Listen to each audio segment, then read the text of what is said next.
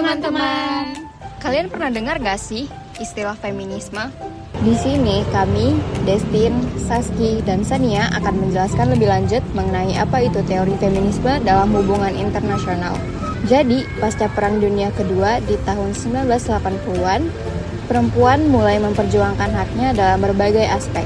Hal ini kemudian memunculkan kritik terhadap bias gender dalam hubungan internasional. Pada umumnya, kritik tersebut membahas kecondongan pada maskulinitas.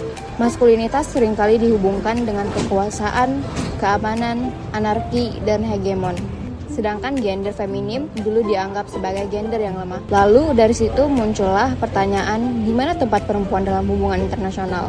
Karena di sini bisa dilihat bahwa konsep-konsep yang ada di teori hubungan internasional terlalu maskulin dan tidak melibatkan konsep-konsep feminitas dalam keilmuannya. Sehingga feminisme hadir dalam ilmu hubungan internasional agar perempuan dapat terlibat.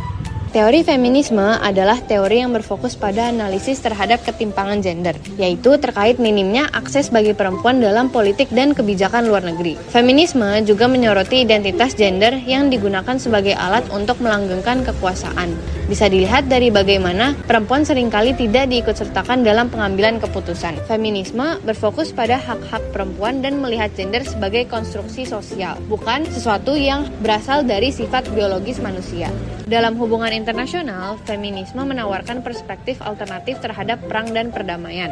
Selain itu, feminisme juga melihat bahwa perang dan konflik bersenjata sebagai pendorong pembentukan stereotip gender, yang mana itu telah mengkonstruksi asumsi-asumsi dasar dari teori tradisional yang seringkali mengabaikan potensial dan pengalaman perempuan. Teori feminisme mulai berkembang pertama kali dalam hubungan internasional karena pertanyaan yang dikemukakan oleh Cynthia Enloe yang dituangkan dalam tulisannya, yaitu buku yang berjudul Banana, Bitches, and Bases, sehingga akhirnya mendorong para akademisi hubungan internasional untuk melihat letak perempuan dalam politik global. Nah, untuk memberikan gambaran terkait teori feminisme dalam hubungan internasional, mari kita kenali Convention on the Elimination of All Forms of Discrimination Against Women, atau CEDAW. Jadi, pada saat itu perempuan merasa bahwa dunia internasional belum terlalu menyorot isu-isu perempuan. Akhirnya, pada 1975 diselenggarakan CEDAW untuk pertama kalinya di Mexico City. CEDAW bertujuan untuk menghapus diskriminasi terhadap perempuan di seluruh dunia,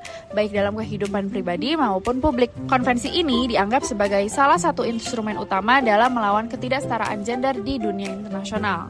Jadi teman-teman, CEDAW merupakan salah satu bentuk dari implementasi teori feminisme dalam hubungan internasional. Created using Powtoon.